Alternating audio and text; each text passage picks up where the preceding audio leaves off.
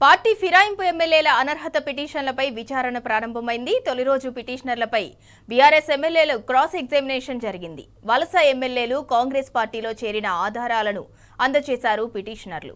10 మంది ఎమ్మెల్యేలు దమ్ముంటే రాజీనామా చేసి గెలవాలని గులాబీ పార్టీ శాసనసభ్యులు పల్లా రాజేశ్వర్ రెడ్డి, కల్వకుంట్ల సంజయ్ సవాల్ విసిరారు.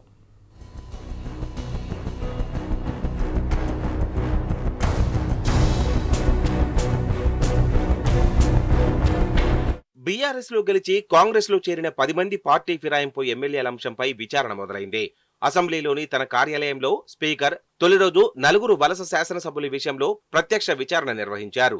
రాజ్యాంగంలోని 10వ షెడ్యూల్ ప్రకారం స్పెషల్ ట్రిబ్యునల్ ఈ అనర్హత పిటిషన్లపై విచారణ జరిపింది. ఉదయం 11 గంటలకు ప్రారంభమైన ఈ ప్రక్రియ సాయంత్రం ముగిసింది. తొలి రోజు పిటిషన్ దారులైన బీఆర్ఎస్ ఎమ్మెల్యేలను ఫిరాయింపు ఆరోపణలు ఎదుర్కొంటున్న శాసనసభ్యుల తరపు న్యాయవాదులు క్రాస్ ఎగ్జామినేషన్ చేశారు. మొదటి రోజు విచారణకు ఫిర్యాదుదారులైన బీఆర్ఎస్ ఎమ్మెల్యేలు పల్లా రాజేశ్వర్ రెడ్డి, చింతా ప్రభాకర్, కల్వకుంట్ల సంజయ్తో పాటు వలస ఎమ్మెల్యేలు ప్రకాష్ గౌడ్, కాళ యాదయ్య, బండ్ల కృష్ణమోహన్ రెడ్డి, మహిపాల్ రెడ్డి వారి తరపు న్యాయవాదులతో కలిసి హాజరయ్యారు. తొలుత ఎమ్మెల్యే ప్రకాష్ గౌడ్ పై ఫిర్యాదు చేసిన కొరుట్ల శాసనసభ్యుడు కల్వకుంట్ల సంజయ్ను విచారించారు. ప్రకాష్ గౌడ్ అడ్వకేట్లు సంజయ్ను క్రాస్ ఎగ్జామినేషన్ చేశారు. తర్వాత ఎమ్మెల్యే కాళ యాదయ్యపై బీఆర్ఎస్ శాసనసభ్యుడు చింతా ప్రభాకర్ ఫిర్యాదు చేయగా యాదయ్య అడ్వకేట్లు ప్రభాకర్ ను క్రాస్ ఎగ్జామినేషన్ చేశారు. మధ్యాహ్న భోజన విరామం తర్వాత ఎమ్మెల్యే గుడెం మహిపాల్ రెడ్డిపై పిటిషన్ వేసిన శాసనసభ్యుడు చింతా ప్రభాకర్ క్రాస్ ఎగ్జామినేషన్ ఎదుర్కొన్నారు. మిగతా పిటిషనర్లతో పోలిస్తే ఈ విచారణ ఎక్కువసేపు జరిగింది. చివరగా ఎమ్మెల్యే బండ్ల కృష్ణమోహన్ రెడ్డిపై ఫిర్యాదు చేసిన బీఆర్ఎస్ శాసనసభ్యుడు పల్లా రాజేశ్వర్ రెడ్డిని రెస్పాండెంట్ల అడ్వకేట్ క్రాస్ ఎగ్జామినేషన్ చేశారు.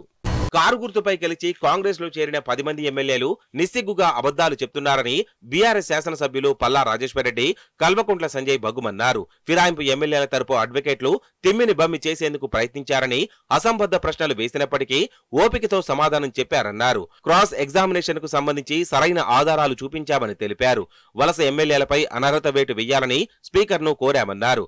అటు ఫిరాయింపు ఎమ్మెల్యేలకు చిత్తశుద్ధి ఉంటే రాజీనామా చేసి కాంగ్రెస్ నుంచి గెలవాలని రాజేశ్వర్ రెడ్డి, సంజయ్ సవాల్ విసిరారు.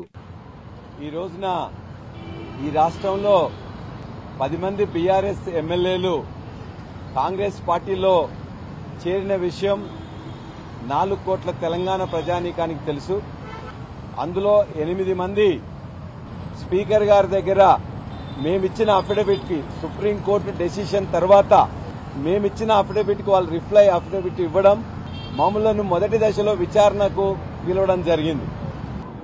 ఇవాళ జరిగిన విచారణ నిజంగా 4 గోడల మధ్యలో కాకుండా, ఇంత నిర్బంధంతో కాకుండా ప్రజల మధ్య లైవ్ గా జరిగితే ఎవరు ఈ విచారణకు సంబంధించి ఏమాత్రం డౌట్ లేకుండా ఉండేది. ప్రజలే నిర్ణయించేవారు.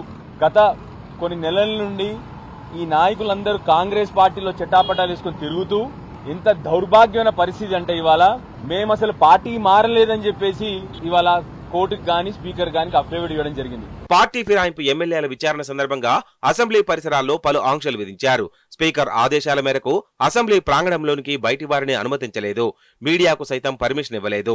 పలువురు ఎమ్మెల్యేలు, ఎమ్మెల్సీలు రావడంతో వారి పార్టీ కార్యాలయాల వరకు మాత్రమే అనుమతించారు. స్పీకర్ కార్యాలయం ముందే ట్రిబ్యునల్ ముందు హాజరైన శాసనసభ్యులు వారి న్యాయవాదుల మొబైల్ ఫోన్లను డిపాజిట్ చేయించారు. ఎందుకంటే విచారణకు సంబంధించిన విషయాలను రికార్డ్ చేస్తే మొబైల్స్, కెమెరాలను జప్తు చేసి విచారణకు ఆదేశిస్తామని స్పీకర్ హెచ్చరించినట్లు సమాచారం.